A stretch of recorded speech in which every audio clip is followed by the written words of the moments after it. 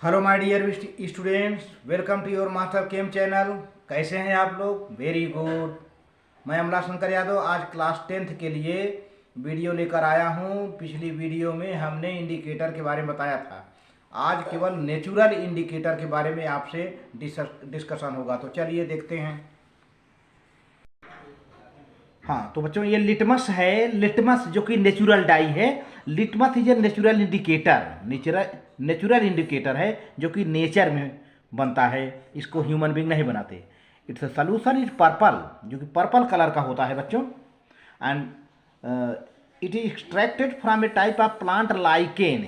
एक पौधा होता है, लाइकेन होता है, जिसमें एल्गी फंजाई का एसोसिएशन होता है। और ये थायरोफाइटा डिवीजन से बिलोंग होता है बॉटनी में। इसी से ये बनता है लिटमस।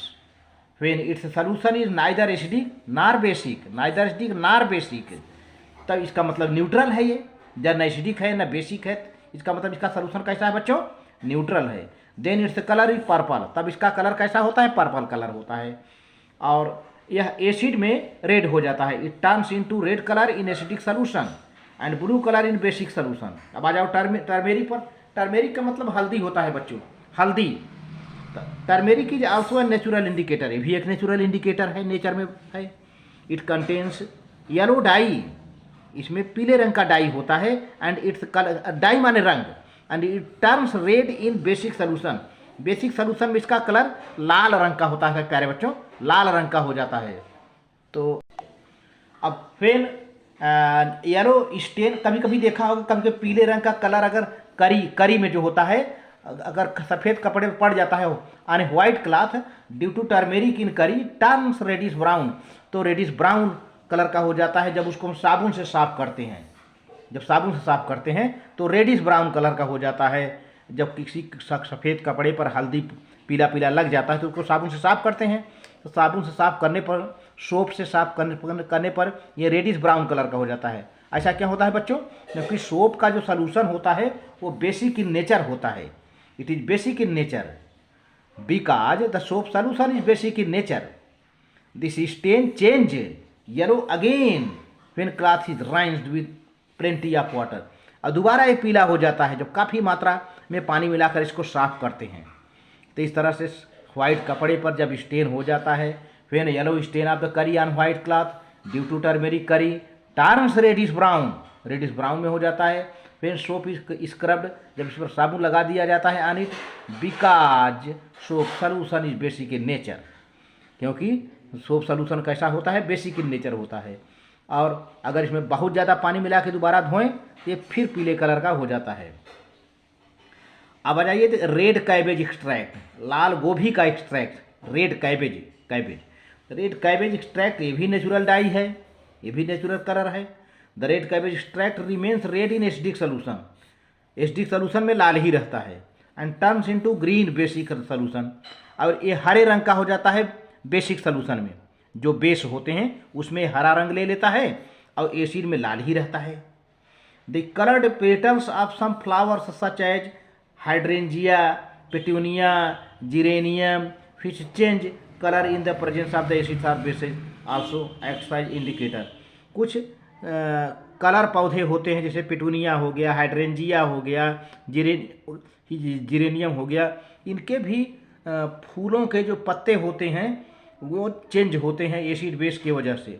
जैसे हम हाइड्रेंजिया का प्लांट लेते हैं, हाइड्रेंजिया का प्लांट, इनका प्यारा सा पौधा होता है, कलर्ड होता है, तो उसका भी एसिड बेस में कलर, हाँ, जिसे plants usually blue which turns pink in the presence of base, है ना। तो हाइड्रेंजिया के पौधे का कलर करीब करीब ब्लू होता है, जो कि बेस में पिंक कलर का हो जाता है, हाइड्रेंजिया के फूल के पत्ते। अब हम आते हैं ऑल्फैक्टरी इंडिकेटर। यह एक ऐसा इंडिकेटर है इसमें कलर वगैरह चेंज नहीं होता है, बल्कि स्मेल, एसिड में कैसा होगा, बेस में कैसा होगा, किस में गायब हो जाएगा, किस में रह जाएगा, ये स्मेल से मालूम हो जाता है। यहाँ पे कलर चेंज की बात नहीं होती है। तो ऑल्फैक्टरी का मतलब क्या होता है? ऑल्फैक्टरी मतलब सेंस ऑफ स्मेल, सूंघने का क्षमता। The term olfactory means relating to the smell sense.